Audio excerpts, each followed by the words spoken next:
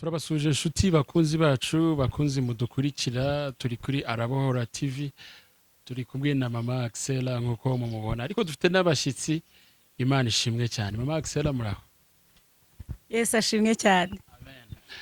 Turi kumwe n'abandi bashitsi nkuko abantu babibona no mugisha tugize ubundi Arabohora TV abantu bayizo papa Axella cyangwa se mama Axella ariko uyu munsi turaza kugaruka kuba shitsi turi kumwe n'umubyeyi harareka baratangira kutwibwira amazina yanyu. Yesu ashimwe. Yesu ahimbazwe. Nitwa Ndikuriyo Innocent. Abandi hari akazina bajya banyita bita Rumiya. Ngo kazina ko mu bwana. Nkaba ndi serugo muri runo rugo. Imana ishimwe cyane ko mwaduhaye ikaze natwe turishimye turi kumwe na mama nawe reka atwibwire. Nitwa Mukayiranga Jean d'Arc. Ariko abantu benshi banzi kuri mama Melissa. Rero nanjye ndi mama wa hano muri uru rugo.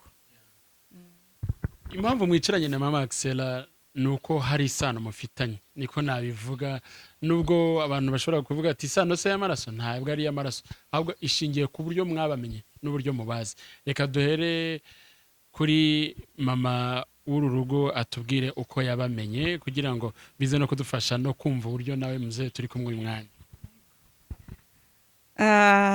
Nari ndiho ndeba Zaburi nshya mpasanga mama Axella na papa Axella. Nkurikiranye ubuhamya bwabo narishimye cyane. Naranezerewe kuko nasanze hari abantu b'Imana bakiriho kandi bakorera Imana mu kuri no mu mwuka. Ibyo rero byatumye numva nkeneye kubamenya, bituma shakisha nimero zabo ngira amahirwe kuri Zaburi barazivuze mpita mbandikira kuri WhatsApp. Icyantangaje n'uburyo kibanyakiriye dushirizaho kumva mbakunze sanga n'abakozi b'Imana bukuri pe. Kugira ngo namwe tubamenye rero nk'umuryango wenda abantu batazi reka duhere kuri papa wacu atubwire famille yanyu mwabanye ryari uyu munsi mu muryango ukijwe wenda nubwo muri bitunyira mu buhamya duhere kuri iyo témoignage iri familiale iby'urukundo nubwo babica mu tunota dukeya kugeza uyu munsi tubabona abantu banamenye iyi famille ni famille imeze kugira ngo tuze no kwibuzana mama Axella turi kumwe nawe. Murakoze. Kuri icyo kintu mumbajije ni ukuvuga ngo yewe n'umufasha wanjye twakundanye twamenyanye turi bato turi mu myaka 5 kuzamuka. Mbese twavukiye muri quartier imwe duturanye nabivuga mu Kinyarwanda nk'izuru n'umunwa nibyo bituranye cyane. Turakura tujya mu mashuri biraho tukajya dukina by'abana tugakina bya papa na mama tugateka byende bateyera mu tuntu tw'udukopo bya kera by'abana. Kugeza igihe dukura kugeza n'ubwo mubanye kugeza igihe dukundanye kugeza igihe dushakanye muri 86. Uyu munsi mufite n'abana? Uyu munsi dufite abana 7. Umwana mukuru afite imyaka 33. Tukaba dufite babucura bakaba bafite imyaka 16. Imana ishimwe cyane. Impamvu twabasuye nuko muri n'abakozi b'Imana ibyo gukizwa byo byaje gute muri famille yanyu muraza kwitunyuramo nabyo. Murakoze. Byo gukizwa umufasha wanjye niwe yatangiye gukizwa ariko yajyaga ajya gusenga nkabona aragenda nkumva ntisimbyumva buri munsi yabyutse yagiye ikigoroba yagiye tusa n'abashaka no kubipfa ariko kuko twakundanaga tukaba ari umuryango ukundana nkabyihanganira nkanabimufashamo ariko ukabyihanganira wumva utabyumva numva ntabyumva nkaba nkamutwara nkamugezayo nkigendera nimugoroba nkasubiraho nkamufata biza kugera igihe noneho bikomera no mu muryango we nabo ntibabyumva neza cyane cyane papa we nawe ntiyabyumva neza nawe araza aranyegera ati rero umugore wawe ari wo mukobwa wanjye yatunaniye muri make gukizwa mwabonaga ari ibintu byo kunanirana. Numvaga ko mu bintu by'amadini nari ndi umukatolika muri convaincu ariko nabyo utanabyumva nyuma ya jenoside nabyo mbivamo Mm. mbona ntacyo bimaze n'ababishinzwe bari gufasha n'abantu ahubwo aribo banabarohaga Mm. numva umutima wanjye ibintu by'amadini Yeah. bivamo Mm. ariko muri kamere nkumva ngakunda imana nkumva amahame y'imana amategeko y'imana nkagerageza kwitwararika gukunda imana kuruta gukunda idini. Mm. noneho haza kugera igihe papa waraza ati noneho tujye kureba aho hantu. Mm. hari n'igiterane gikomeye muri Shalom, Mm. tujye kureba aho hantu Mm. tumushinguzeyo. Mm. nanjye mbyumva vuba ni na muzehe habinsabye noneho muzehe haraza nko saa sita dufata icyo kurya dufata agacupa kamwe tugende tumeze neza turamuvana. ubwo turagiye tugezeyo ndahamwereka bagende birwanire niwe n'umukobwa we ye baraza kumpa amakuru ava mu modoka muzehe aragenda nanjye nasi imodoka ndigendera ariko sinarenze nka metero nka 200 numva umutima urankomanze se nawe wagiye ukareba wagiye ukireba bashobora no kuguteranira bakakubeshya bakaza nawo gakomeza nk'ibyo nawe jyayo ubwo njyayo ndongera ndakata ndagenda muri parking ndaparika ona umuntu mushya muri aya matorero yacu bakira umushyitsi iki muntu ukuntu banyakiriye muri Katolika sinari bwabibone agendaga nk'inkuki kiyicarira kongera warangiza ukisohokera gasohoka uko ushatse protokole turicaye sinarenze kubyina sinari no mu buzima busanzwe sinigeze njya kubyina nabona uko bahaguruka bakabyina nkumva ubwonko bwanjye burayaza bavuga ngo twicare nkumva ndatuje kose iyo bavuze ngo duhaguruke tubyine nanjye nagomba guhaguruka mu bandi ugakoma amashyi gusa akoma amashyi n'ubuzima busanzwe ntabyo nari nshoboye. Twicaye ijambo ritangiye none ijambo wagira ngo yaratureze yaragiye arabivuga ibyacu byose ibyo twagambiriye kujya tureba muzehe ari nko muri metero nk'eshatu ari hariya ajya mureba nawe akandeba tugahita tureba hasi wareba umuryango ngo usohoke ugahita ubona uti ninsohoka baravuga ko noneho barahita batumenya kuri ukabona umuryango uri kure koko ijambo rijyamo ijambo rirarangira bahamagaye abakizwa ubwo twese niho twakirishwa uwo munsi nyine twawusimbutse turakizwa. ubwo cyo nakoze mu gitondo narabyutse mbere yuko njya no ku kazi imodoka ifere ya mbere ihagaye ku nkuru nziza ugura Bibiliya sinemeraga nabandika ngure Bibiliya ebyiri y'Igifaransa n'Ikinyarwanda nge nzisoma ndebe ko bihura nuko nabikoze kiranuka pe uwo munsi n'akantu kitwa kaha kose nagashyize ku ruhande kamere nakundaga kurwana ngira umujinya wo y'umuntu ahemuka iyo uhemukiye undi nkuzi tutaziranye numva nta gusiga ubwo navuga nti Mana ikintu cya mbere nkize wa mujinya mu muhanda mfite imodoka ntwaye umuntu akagenda nabi nkabona nahitaga mubwira icyo kintu cya mbere ubanze kiba ari cyinyize. ubwo kamere genda ivamwo gake gake najya no kugikora nkibuka icyo nasabye Imana mpagarika nuko twakijijwe komeza kugeza Shalom twaje kuyivamwo nabi ndakeka ari bubyivugire tuvuyemo niho twagiye muri Zion tuza gusigwa turavuga butumwa agena muvuga butumwa wa sponsor mu bisanzwe nevugira make bivuga butumwa ntaryo nashobora ariko urumuvuga butumwa umunsi ko gushyigikira nakoze akazi cyane ko gushyigikira umufasha wanjye ahagiye hose aho twafunguye amatorero hose nabaga uhari umushyigikira. Imana igumugisha twarimo twumva ko agakiza kageze mu muryango. Imana ibaha umugisha kandi aduha introduction nziza turi buze guheraho tuganira na mama Axella kuko nabonye nawe yaba impressionné cyane nawe baba impressionné yabonye ubuhamya bwawe ariko nawe nabonye ba impressionné. Imana imumugisha mzee wacu. Mama Axella mbonye aba impressionné mbona afite n'ibintu byinshi ashaka guhita yibaza. Murakoze nari nibajije ngo ubuhamya bwanyu buraryoshye kandi cyane, kuko ndabikunda kumva umuntu yari ari inyuma mu byaha, nyuma akakira Yesu akaba ahagaze neza. Duha Imana icyubahiro ko yahaye ino famiye agakiza.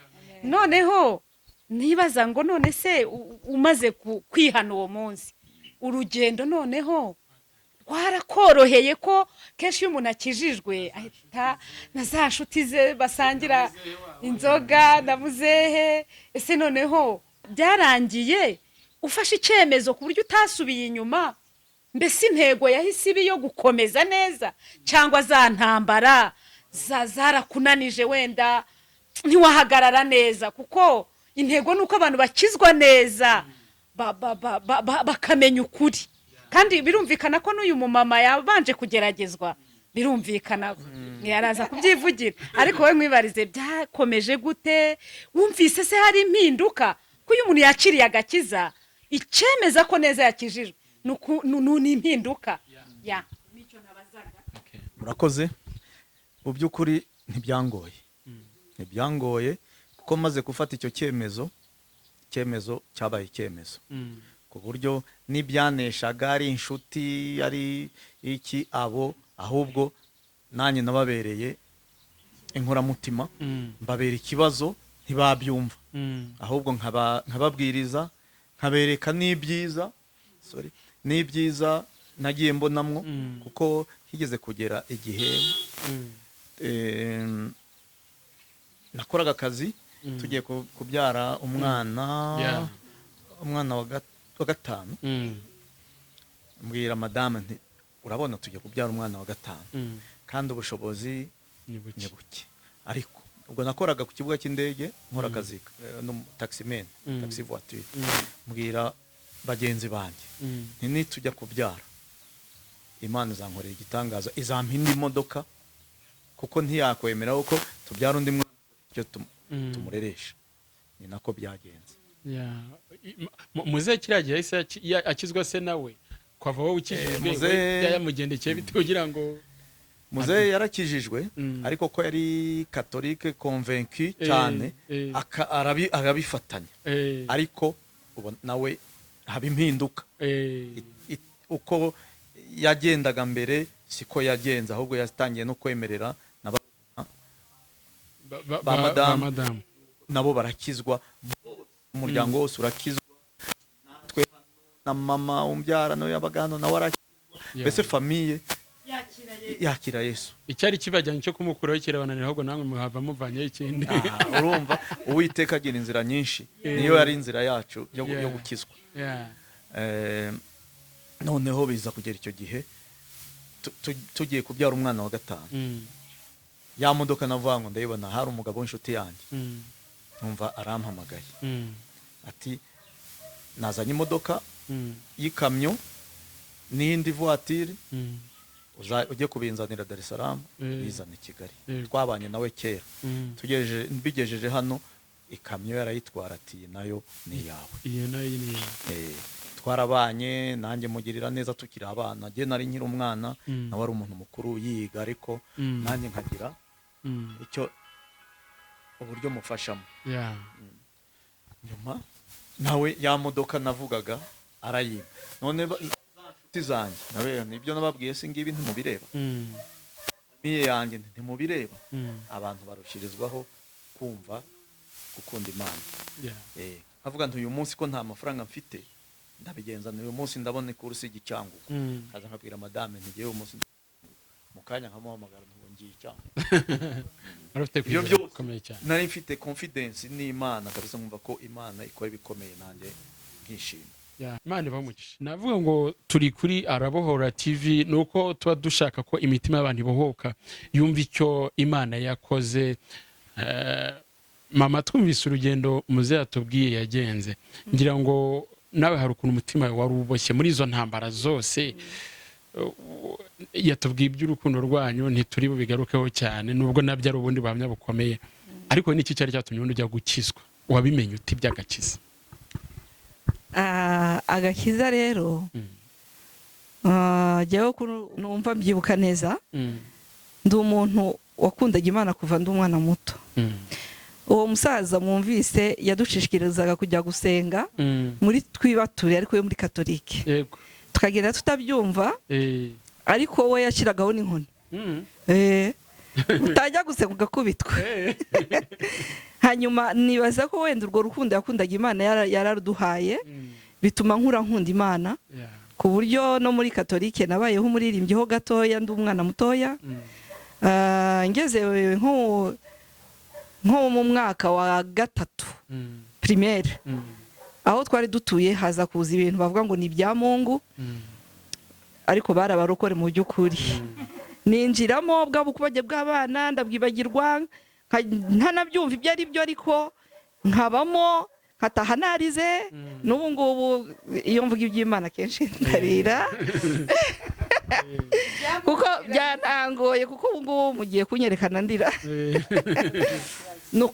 noneho mu rugo baravuga ati habaye iki ukuntu yakundaga gukina umupira ibiki byose none twari dusigaye tubona ataha atuje n'iki papa aza kumenya ko ari byo barokore nagiyemo dukurikije ibyo muze yatubwiye navuga ngo hari naho yatweretse ati nagiraga jewe n'umujinya nkanarakara ibyo byose ni intambara ariko reka duhere uko we wamenye ibyo by'agakiza kugeza n'ubwo ukijijwe none uze kutubwira n'uburyo wihanganiraga n'izo ntambara uburyo wazibagamo nk'umukristo papa ntago yemeraga ko mba umurokore kubera ko yari umukatolike yumvaga yuko nyine tugiye mu nzaduka kandi dutaye idini kuko nari umwana mutoya naramwumviye nyine sinasubira mu gakiza ariko n'ubundi ya mbuto yari muri ngewe yo gukunda Imana yakomeje kuba muri ngewe kugeza naho ntabashaga kuba nasenga wenda nsoma shapure kintu nari nzi cyane wenda nindakuramutse Mariya na dawa twese uri mu ijuru aho Mariya rero kuba umumama nibwo numvise najyaga nyura ku nkuru nziza nkumva barasakuza hasi abantu basakuza saa sita reka njye kubareba nkajyayo havuga Mana saa sita abantu bararirimba kandi ngo barakijijwe ubuse njye narakijijwe ngataha nanjye nk'uko yabivugaga ntago twanywaga inzoga nk'abandi ngo dusinde cyangwa iki oya ni bya bindi iyo uri umumama avuga ngo yo wabyaye ngo nywa kayeri ubona amashereka ariko nta yindi na papa w'abana ntago nawe nuko nguko ntago twari tunanutse icyo gihe twari tunanutse cyane ukatubwira ngo ako kayeri tujya tukanywa tuzabyibuha nawe rero akakanywa muri ubwo muri mbese gutyo muri yo site ngo azabyibuhe ntago twanywaga inzoga cyane nawe yakundaga Imana ariko we ntago yarashishikaye kimwe nanjye noneho ya nyota yo gushaka kujya ku nkuru nziza kumva abo basazi baririmba noneho ntangira kumva ahubwo ngomba kujyayo naho ngaho byamfatiye rero kugira ngo nzashobore gukunda Imana nubwo ntahise nkirizwa aho ngaho ariko ndakeka ariho natangiriye gushaka gukizwa by'ukuri gukizwa byabaye ryari rero ubwo gukizwa rero nyirizina nakijijwe muri 97 tumaze kwimukira hano icyo gihe nari mfite abana 5 noneho haza mubyara wanjye yarakijijwe cyane madamu Gakwaya bamwita Makeba abo rero no bansanze ngo bakama Melissa ukijijwe abantu benshi bakizwa hariya hirya hari ahantu hari urusengero rwa Shalom church wazajya ugatera nayo kubona no mudufite irungu ndavuga nago mbizi ariko wenda nzaza nago byatinze uwo mugoroba nagiyeyo njya kuri Shalom nabarumuna banjye numvise Yesu azansiga naho nahise mfatwa nkizwa nk'uwasaze nibyo wumvise ngo ndagendaga mu gitondo nkagenda nimugoroba akanarakara kabati ibintu karakara ariko buriya agira ingeso nziza ntago ari wa muntu uhubuka ngo agutonganye avuge nabi ajya kuvuga uko byageze kure ngo rero nari maze gukabya ari ukabije ibya Mungu abaye nk'utubwira ati sinanabyumvaga kugeza n'ubwo muteje umuryango kugira ngo nawe uzaze guhana byarakoroheye muri icyo gihe nyuma yo gukizwa ntago byoroshye ariko ukuntu nakundaga Imana cyane kandi numva izansiga ejo. eh, N'ibyo byose ntabwo nabibonaga, mm, ahubwo sinjye narotaga bucya ngo saa 2 mbe ngiye, eh, ngatunganya buri kintu cyose hano kugira ngo batazavuga ati dore kigenda kitanakoze, ngatunganya byose nkarangiza nkirukanka no muri Shalom, ngasenga. Ntabwo wambaza ngo nasenga iki, nari nkiri umubebe nyine, ariko narasengaga. Saa sita bo bagataha abayobozi, ngewe nkahita mvuga njya ku nkuru nziza, ukavuga ujya no ku nkuru nziza, nkahita njya ku nkuru nziza, ngasenga ariya masengesho yabo ya saa sita nkaryoherwa. Hanyuma narangiza rimwe na rimwe, kuko twasengaga kuwa 2 no kuwa 5, nko kugira ngo ntahe, ngahita nayo ifite icyitwa adolescence spirituelle, nkahita nsubira muri eglise, ugahita usubira nabwo muri eglise, nkajya gusenga, kandi nkuzura umwuka wera. Hari igihe byageragaho bakaba bananterura bakanshira mu modoka y'umuntu ikanyura, kuko nabaga nasinze nyine, nasinze umwuka wera. Ni byiza cyane iyo umuntu arimo yumva temwanyaje nk'iyo ngiyo. Uyu munsi tuvugana umaze gutera intambwe, umaze kugira byinshi ugeraho, wabaye nk'uduciramo ku manjye, reka tubigarukeho. Niki cyatumye ukunda mama Axella? Munyicaranye umwanya. Mama Axella naramukunze cyane, ngewe navuga ko ari nawe nari nakunze cyane. Nakunze ukuntu ari cool, donc ari cool, ari dynamique, avuga ibintu nk'uko biri, wamureba ukamubona ko ibyo avuga ari byo by'ukuri. Rero nkunda abantu b'Imana baba nk'uko bari, apana kwishushanya. Umugore wa Mama Axella ragukunze cyane, urakoze cyane.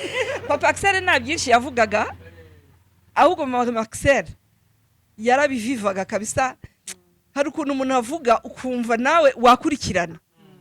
Mu by'ukuri ntabwo ari kenshi najyaga njya ku ma YouTube cyangwa iki n'iki, ni sinzi ukuntu byaje, sinzi niba ari ukugira ngo tubonane muri iki gihe gisa nk'iki, kuko hari igihe Imana igushyira umuntu imbere kugira ngo umwuririreho cyangwa se wakuririreho.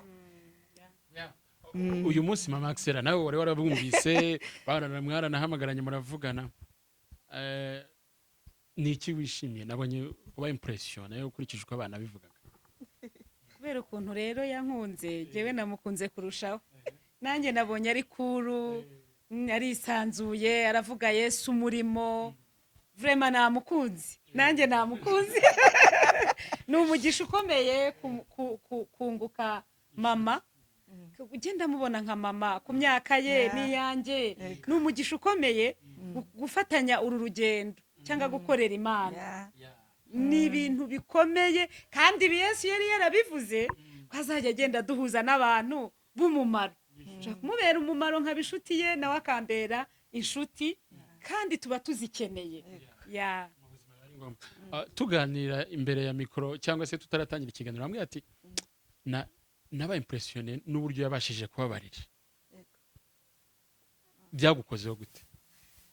Rero Mama Axella, Imana iguha umugisha, Imana igirire neza umutware wawe. Ndumva naranabibandikiye mu gihe nabandikiraga, babwira ngo Imana ibaho umugisha uwo bakeneye, ariko cyane cyane iyo Imana ibakeneyeho.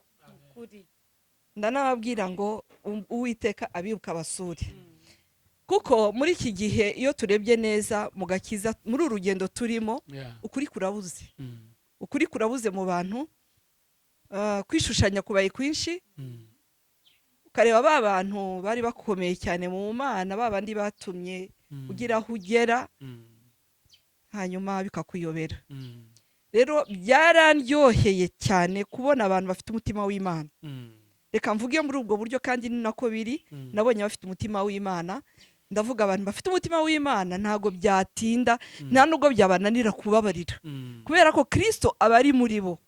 Kandi Kristo niwe watubwiye ngo nitubabarirwa, mu isengesho yigishije intumwa, ngo natwe tuzababarirwa. Rero byo byarandyoheye. Uyu munsi rero reka tubihuze n'ubuzima bwawe, uko byagenda kose kuba byaragukozeho, nuko bifite nawe icyo bihurira n'ubuzima bwawe. Tubihuze muri izo ntambara zose, kutakwemerera kujya gusenga, kutabyumva. Yewe muzara tubwira ati twagize nubwo dushaka kujya kumuvana, ese waramenye ko ari cyo cyabaza? ntago nari nabimenye nakubwiye ko nahoraga nuzuye umwuka wera niho babonye ko bahageze njyewe umuntu yaraje arambwira nari niriwe muri eglise uwo munsi hari igiterane ibintu byose numvaga ngomba kubibamo hanyuma rero umuntu araza arambwira ati urabizi papa wawe n'umugabo we baraje numvise ari igitangaza kuri njye bya bindi bindwanya ngo ntango sininjire mu nzu ngo natinze bya bindi bindwanya ngo nataye Bikira Mariya ibyo ntago nabirebye sinabyibutse iyo ufite urukundo rw'Imana ufite papa yaje kunshaka kubera ko masenge wambyaye muri bateme yari yababaye ati koko umukobwa wanjye agata Bikira Mariya bituma ari umusaza we nararakara ati reka tuzagiye tujye kumukurayo aho hantu yarayobye ubwo rero byabaye ngombwa ko papa arwana iryo shaka rya mushiwe yumva ko bagomba kumvanayo ariko ngiye maze kumenya ngo baraje narishimye nago nigeze ari ikindi kibazanye nago nari nzi kibazanye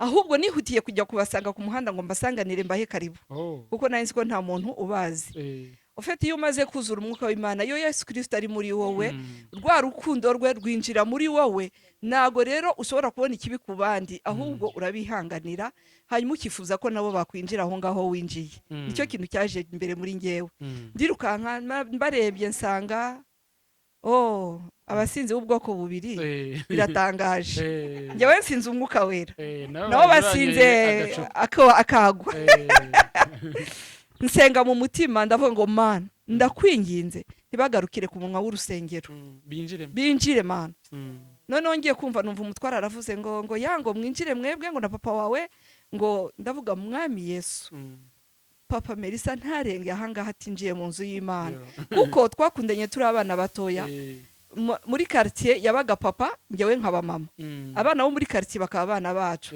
none Mana nzajye mu ijuru musige yinjire mu nzu mu rusengero hanyuma nawe ngatekereza ko turi bumugambanire na papa bituma agaruka haleluya aho niho gakiza kaho kinjiriye hanyuma ibyari intambara bihinduka umunezero tutangira kugendana nawe mu gakiza mabukwe ntago byari byoroshye ko nabanye nawe kuva mfite umwana w'imyaka 2 n'igice turabana noneho numvaga ibyo byose nawe ataza asigara rero we ntago yari bwashobore kwinjira mu gakiza ariko none habonye n'umuhungu wagiyemo byari kibazo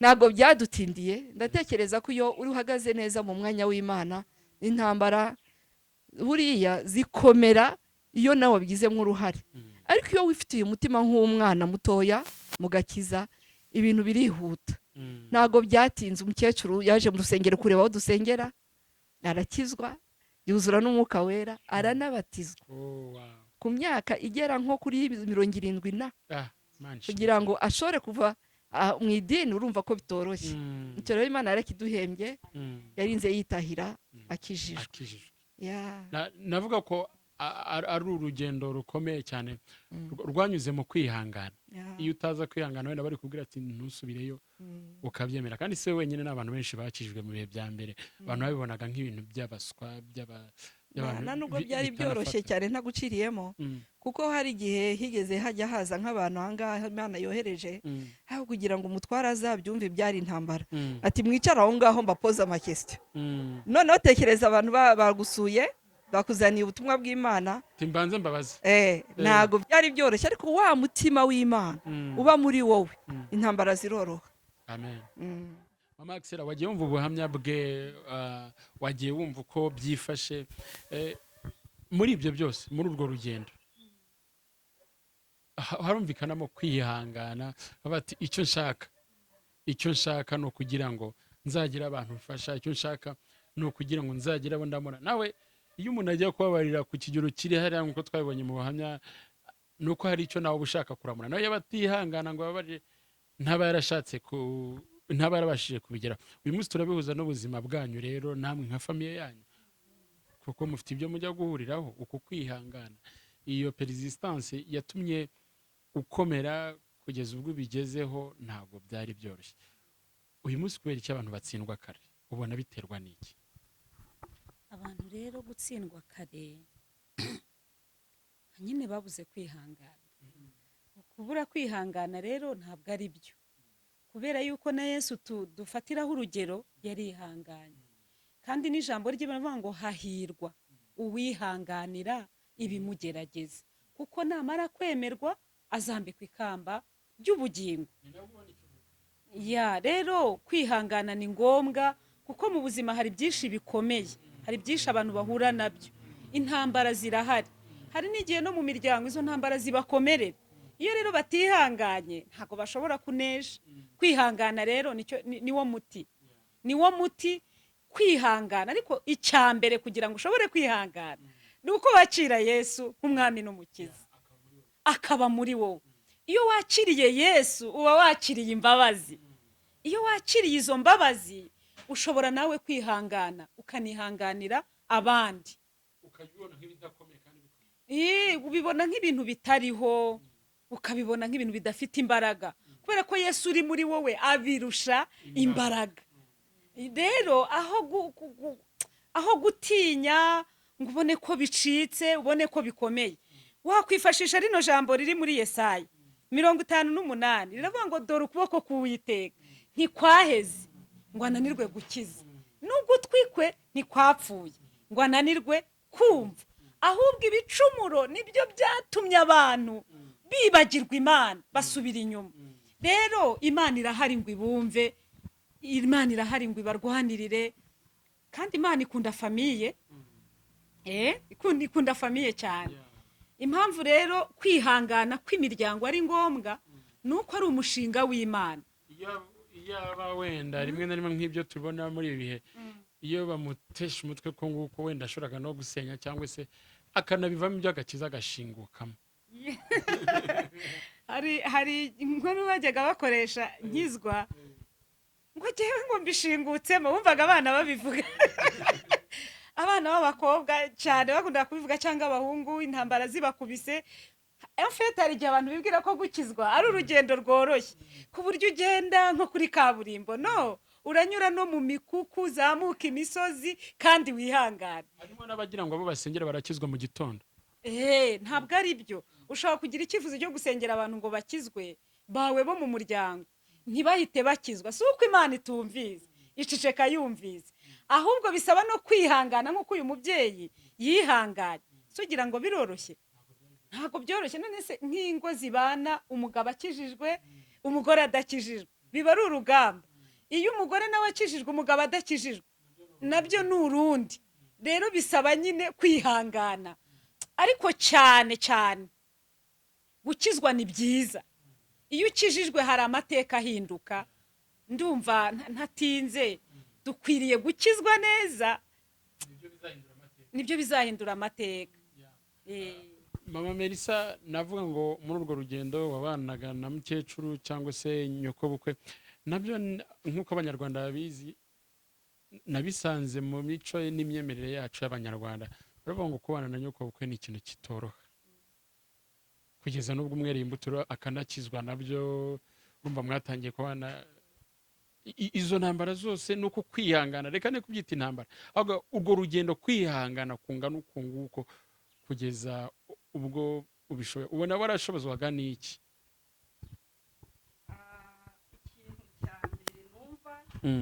Ikintu cya mbere numva cyanshoboje nuko namukundaga. Mabukwe navuga ngo mu bundi buryo nabonaga ari mama, kubera ko aho twari dutuye yari umubyeyi mwiza, ukunda abantu benshi, ukunda abana, ibintu nk'ibyo. Noneho kubw'amahirwe nza kuba n'umukazana we, rero naramukundaga cyane, ariko cyane nkamwubaha kubera ko ari mama w'umugabo wanjye, ariko nkamwubaha kuko ari n'umubyeyi nabonye muri quartier wari umeze neza. Ari umukecuru uzi gufasha abantu, cyane cyane nk'abantu babyaye, ugasanga yahageze yarafite imirimo myiza. Ibyo rero byatumye nkomeza kumukunda nubwo nari namaze kuba umukazana we, kandi kubera ko ntago yigeze akora bya bindi bya ba nyirabukwe birushya, ngira ngo nawe nukubera ko yaranzi muri quartier. Hanyuma rero nyine maze gukizwaho byari ibindi, kuko nasobanukiye ko Yesu ari urukundo, kandi hano mu Bakorinto igice cya mbere igice cya mbere Bakorinto ba mbere igice cya 13 cyane cyane uhereye ku murongo wa 4 niho havuga ngo urukundo rurihangana rukagira neza, urukundo ntirugira ishyari, urukundo ntirwirarira, ntirwihimbaza, n'ibindi bikurikiraho. Ni ukuvuga ngo rero ntabwo byari byoroshye mu by'ukuri. Papa Melissa ni bucura iwabo, nawe urabyumva ko nari hagati y'abantu babiri naje gutandukanye. Ariko Papa Melissa nawe nka bucura yakundaga mama we cyane birumvikana, ku buryo niba nguriye umwenda nawe yaramuguriraga. Rero byaramfashije jewe, ntago nigeze ngira mbabazwa nuko yamuguriye, navugaga so ni mama we agomba kumugurira ngo ngire jalousie. Noneho ari ibintu yajyaga akora, niba yatashye nyine urumva ko yinyweraga n'akagwa, yataha yatinze agashaka ko ari wamukingurira ko ni umwana we, nanjye ngashaka kumukingura ko ari umugabo wanjye. Byabaga ari intambara rero. Ariko nkabyumva nkavuga ese nk'ubu Axella atashye atinze, wenda hakaba nk'ikibazo umugore ntamukinguriye, jyana reka kumukingurira, ntamukingura ko ni umuhungu wanjye. None se kubera iki mukecuru atakingurira mama we? Ariko kugira ngo ntagire intambara n'umugabo ngo avuge ngo ntahaninze ukiryamira mama akaba ari waza kunkingurira, byansabaga kubyuka nkaza nyine tukarwanira kuri urwo rugi, kamenya uburyo byitwaramo. Ariko kugira ngo bigire isura nziza, kubera ko nari maze no gukizwa cyane cyane, byabaye ngombwa ko njya mbisengera. Ntabwo imbaraga rero zo kubwira umutware nti rero nuzajya ubona ntaje kugukingurira suko nzaba mbyanze, ariko mama nawe abashaka kugukingurira, kandi nawe n'uburenganzira bwe. Rero nawe ni umugabo mwiza, ntago yarabyumvise cyane, ku buryo hari n'igihe twashaka kurwanira nk'amasogisi kumumesera ibintu nk'ibyo. Hanyuma ngaseda nkavuga akanaga hunguke kanyuma, agomba kukita. None rero singomba kuzana rwaserera. Ikinanira rero abadamu b'iki gihe ubo ntago ibyo ngibyo babishobora. Ubundi iyo utabishoboye uhamagara y'Imana iba muri wowe, kamubwira uti data hano birananiye pe, none ngwino ushoboze mbashe gukunda bano bantu. Ako kanya ahita yururuka akicara umutima wawe akabigushoboza, ugasanga ibyari intambara bihindutse kisi, ubusabusa ntago bikurushya, nawe ubyisangamo numenye uko byagenze. Cyo nicyo kintu cyagiye kimfasha cyane, kuko hari igihe nuzuraga umwuka wera, urumva ko nari umubebe spirituel, nkavuga za haleluya nyinshi cyane hano mu nzu batumva, ukazitera mu gitondo mabuko atari kuwanzanira inkoni ngo mukubite, akavuga ati buriya ntago yasaze. Ariko kubera ko nari mu mwuka neza, ntago byamfatagaho, ahubwo nasubiraga imbere y'Imana, Mana bazasigare njya mu ijuru jyenyine. Agakiza rero ntago kantindiye, kabo karihuse, intambara zisa nkaho zirangiye. Gukizwa kwabo cyari igisubizo kuri wowe, wabyakiriye ute? Umunsi bansanze mu rugo nako ku rusengero, Papa Melissa na papa wanjye, ndakubwiza ukuri n'ubu birandenga. Papa yaratashye ubu ngubu, ariko yatashye neza. Yego, Imana ishimwe. Mabukwe yatashye neza,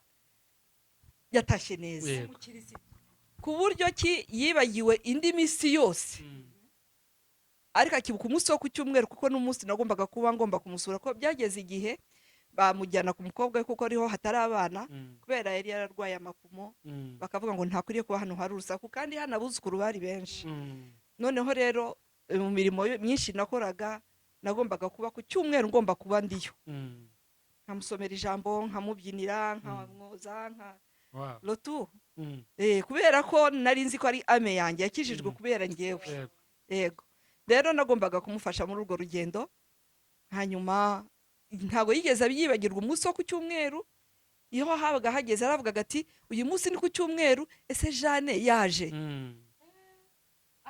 Amazina y'abana be yarabibagiwe, ariko iryanjye araryibukaga. So yansigiye umugisha.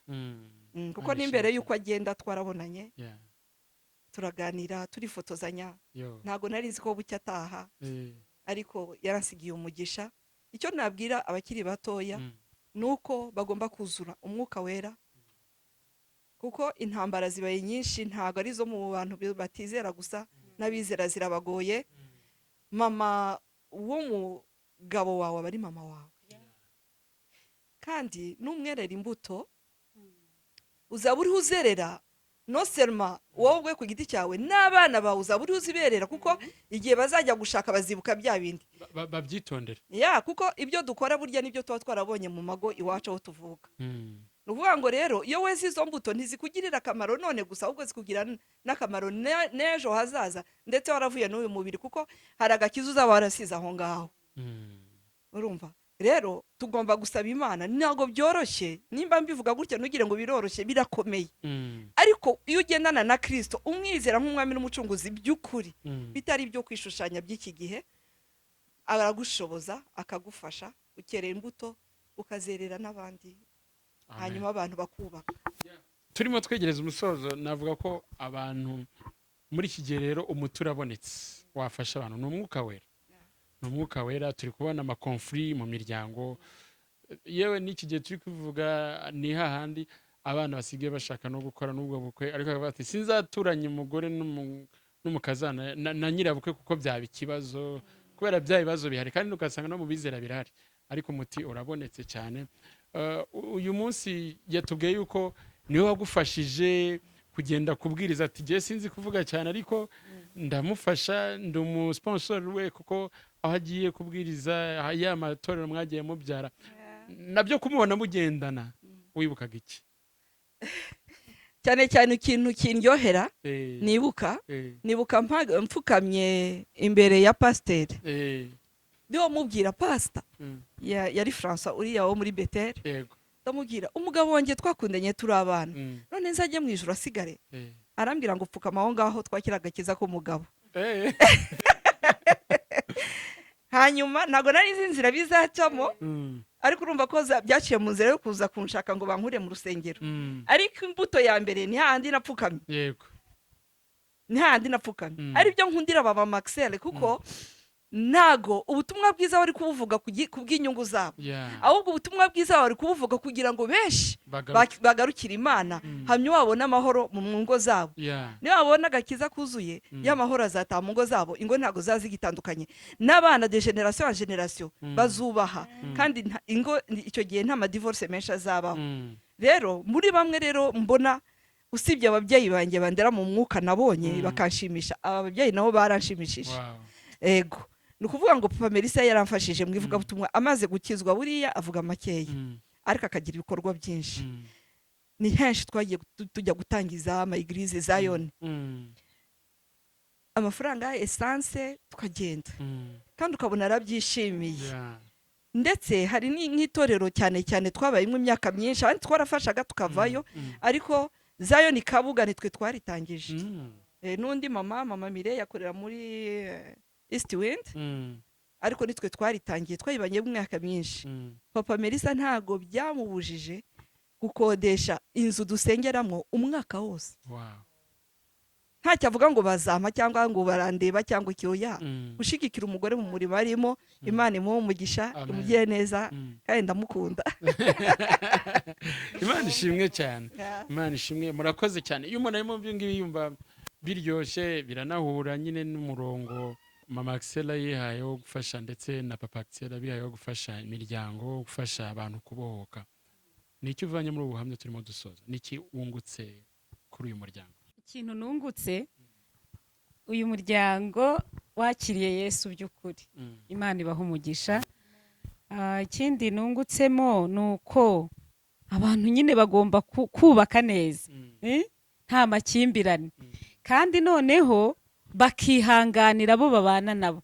Ubundi mu by'ukuri usibye Satani utera abantu, nge sinumva impamvu umuntu ananirwa kwihanganira umubyeyi we, ariko nkozweho cyane nuko uyu mumama yamwihanganiye. Reka ngaruke ku kantu ko kurwanira ku muryango bakingurira umugabo. Nukuri ubundi Bibiliya iravuga ngo nicyo gituma umuntu azasiga se na nyina akabana n'umugore we akaramata, bombi bakabiki umubiri umwe. None rero ko yarashoboye kwihanganira ako kantu, si kanini ariko kaciyemo da, kumva wajya kumukinga. Ubundi umugore ashimishwa no gukingurira umugabo we, kureba uko ameze, saje ameze ate. Noneho umukecuru nawe gukunda bucura bwe, nawe akaba yageze ku muryango. Rero nabwira abantu ko ikintu nge nakuramo cyangwa nabo bakuramo, nibarushaho kwihangana, kuko mabukwe nawe ni mama. Njye nshima Imana cyane biri ku mutima, ndumva nako tugahuje, kuko urumva uwo mumama yari mwiza. Nanjye nagize mama mwiza pe. Mabukwe yari mwiza, yakundaga Imana, yarasengaga Imana, sinzi uko nabivuga, reka ne kubitindaho kuko nta nubwo ndashobora kwakira kumubura, nanjye naramubuze. Yari umuntu ukunda Imana, tukarara muri salo tugasenga bukarinda buke, tubwira Imana. Yari umukecuru ukuze ariko ukunda Imana, simfite uko nabivuga, nagira amarangamutima nkanarira, kuko ni umubyeyi wacu twakundaga, noneho special mu rugo. Yari umubyeyi mwiza, wabyara akaba yaje, yari afite urukundo rwinshi kandi atari ku bana be gusa, agakunda n'abantu bose. Nawe rero namwigiyeho byinshi. Sinzi rero impamvu abantu bananirwa kwihangana, kuko niyo yaba wenda atanakubereye mwiza, wakagombye kumenya ko ari mama wawe. None se ko na mama wawe se yakubera mubi? Rero niba nawe ari mama wawe, ihangane kandi umenye yuko n'imyaka nyine birimo, haba harimo n'imyaka. Rero ikintu nkuyemo, mama, Imana iguha umugisha ko washoboye kwihanganira ibyo ngibyo, kandi ikindi ni uko wabereye imbuto bagakizwa kugeza ubwo bakijijwe bagataha neza, nawo ni umugisha ukomeye. Nkaba rero navuga ngo bakristo bavandimwe, muze tugarukire Yesu, tumugandukire, kandi ningo zubahane, nimugira nk'amakapozi, nihagira n'icyo mubona mudahuriyeho mu biganire, kandi musenge. Umuti ni Mwuka Wera wenyine ufite igisubizo cy'ibi bihe, cy'ibi bintu abantu bari gucamo. Reka tubashimira mwese badukurikiye, dusaba mama Melissa kuduhesha umugisha n'uradusengera, kugira ngo n'abakurikiye, harimo n'umuntu avuga ati byari byarananiye kubabarira, byari byarananiye kwihangana. Aha haraho muri iki kiganiro imbaraga z'Imana zamanukiramo, tubihesha umugisha rero mudusengera. Imana ibahe umugisha mama Melissa. Reka duhuze umutima dusenge. Uwiteka Mana Nyiringabo, Mana ikomeye, Mana izi byose, wowe musaza w'ibihe, wowe utagira na kimwe uhishwa, ari itangira ry'umuntu ndetse n'iherezo rye uburizi. Tuje kugushima no kuguhimbaza ko twakumenye, kandi turagushimira ko waduhaye umutima wo kugukunda no kugukurikira no kukumvira no kukubaha. Izina ryawe rihabwe icubahiro. Uyu murimo ni uwawe Papa, uyu murimo ni wowe wawutangije kandi ni wowe uzawusohoza. Reka izina ryawe rikomeze rishirwe hejuru, reka imbaraga zawe zururuke zibe nyinshi. Mwami w'abami, uduha ubwenge muri iyi minsi y'imperuka, ibihe bitoroshye, ibihe by'ubuhenebere uteye ubwoba bw'iminsi ya nyuma. Turagukeneye Mwami wanjye kandi Imana yanjye, ndagushimira yuko waduhaye ijambo ryawe kugira ngo ritubere urumuri rwa buri kintu cyose. Abagalatiya igice cya 5 ku murongo wa 16 niho havuga ngo twuzure Umwuka Wera, ngo tureke kamere zacu kuko zihabanye rwose n'Umwuka Wera. Ariko Papa, ndasaba ngo imbaraga zawe n'ubushobozi byawe byururuke mu miryango uyu munsi wa none, mu izina rya Yesu Kristo w'i Nazareti. Wowe niwe watangije uwo murimo Mwami, ndaguhamagara kugira ngo ugenderere ingo hirya no hino mu izina ryawe rihambaye. Papa, uzura Umwuka wawe Wera Mwami, uzuza Umwuka wawe Wera hirya no hino mu mago, ndetse Mana ari no mu mago y'abashaje birakomeye, mu mago y'abatoya birakomeye.